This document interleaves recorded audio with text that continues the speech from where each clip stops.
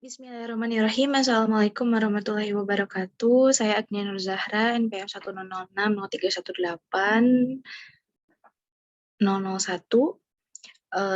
Saya akan mencoba menjawab soal UTS TSS Perbaikan, di mana soal nomor satunya ini adalah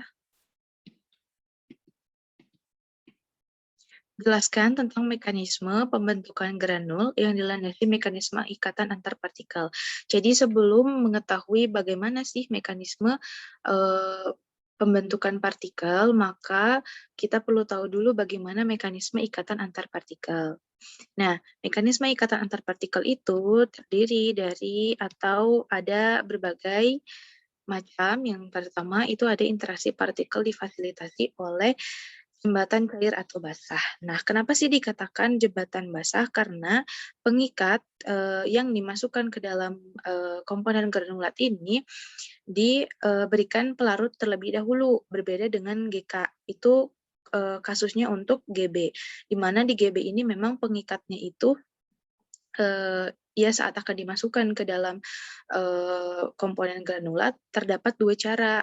Yang pertama ada cara kering dan juga cara basah. Nah, cara basah itu caranya dengan pengikat diadon dengan pelarut atau ditambahkan pelarut di wadah yang berbeda dengan komponen granulat lainnya. Sedangkan untuk cara kering itu komponen granulat termasuk pengikatnya itu disatukan kemudian ditetesi dengan pelarut. Nah, kemudian setelah itu terdapat proses penambahan proses penambahan pembasahan ini bentuknya itu yang pertama ada pendular, funikular, kapilari, droplet, dan pseudo droplet. Di mana kapilari inilah yang ingin kita dapatkan gitu, karena di kapilari ini terjadi inisiasi inti granul sehingga nantinya akan membentuk granul-granul. Karena granul ini kan memang gabungan dari beberapa inti granul. Kapilari dipilih karena memang bentuknya ini masih tidak beraturan sehingga masih dapat menempel dengan granul yang lainnya. Sedangkan untuk droplet itu sudah berbentuk bulat sempurna sehingga akan sulit untuk menempel dengan granul yang lainnya. Adapun pseudo droplet ini granulnya itu terlalu berlebihan ditambahkan pelarutnya atau liquid. Kemudian yang kedua itu ada interaksi partikel difasilitasi oleh jembatan padat atau kering.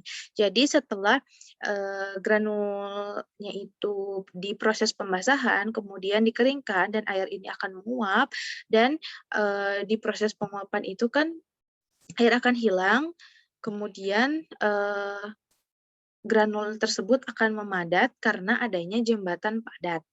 Nah, sebelum sampai akhirnya menjadi final granul atau granul akhir, maka sebelumnya terjadi juga konsolidasi terlebih dahulu. Jadi si granulnya itu menyatu dulu, kemudian nanti baru menjadi koalisi yang akhirnya menjadi final granul. Lalu setelah itu terdapat gaya tarik-menarik antar partikel, elektrostatik, dan van der Waals. Sebenarnya kalau gaya elektrostatik dan van der Waals ini memang gaya tarik-menarik kan, gaya tarik-menarik antar partikel yang berbeda muatan. Kalau untuk van der Waals itu momen dipol, kalau elektrostatik misalkan kalau muatannya positif, ada muatan positif dan negatif, pasti dia akan langsung tarik-menarik. Begitu. Lalu yang terakhir ada mechanical interlocking. Jadi mechanical interlocking ini konsepnya sama seperti enzim, lock and key yang enzim, yang dimana ikat kunci secara mekanik. Dia itu ikat kunci secara mekanik, kemudian karena tadi yang dipilihnya itu adalah kapilari, maka bentuk yang tidak beraturan itu akan menempel dengan granul yang lainnya. Begitu. Sehingga akan bisa saling menyatu gitu granul yang satu dengan yang lainnya. Karena bentuknya tidak beraturan. Berbeda dengan yang droplet, karena droplet tadi permukaannya sudah bulat sempurna, maka tidak ada celah atau tidak ada cara untuk granul tersebut berikatan gitu satu sama lainnya. Kemudian baru masuk ke mekanisme pembentukan granul. Nah, mekanisme pembentukan granul ini digunakan dengan cara modern yang terdiri dari 3 tahap. Yang pertama itu ada pembasahan denukleasi atau inti granul. Jadi yang tadi ya diawali dengan jembatan basah kering yang akan membentuk inti granul. Intinya seperti itu, pembasahan dulu seperti yang pada digambar. Ini bahan yang akan bahan yang akan menjadi granul, kemudian ini si pelarutnya, dan ini pelarutnya mulai membasahi bakal granul, dan akhirnya menjadi inti granul atau terjadi nukleasi, inisiasi inti granul.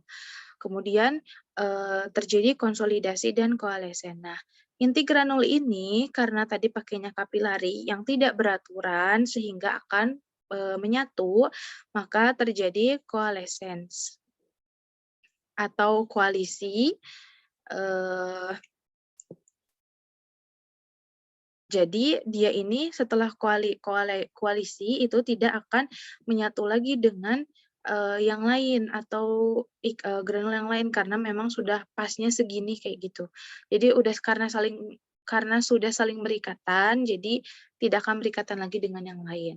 Dan yang terakhir ada atrisi dan breakage, di mana ini itu merupakan kemampuan dari final granul untuk mengalami terkikis gitu, yang akan menyebabkan granul hancur atau breakage. Yang nantinya akan setelah hancur, zat aktif pun akan keluar sehingga bisa diperoleh efek terapeutik yang diinginkan. Sekian dulu untuk jawaban nomor 1, dilanjut kembali jawaban untuk nomor 2.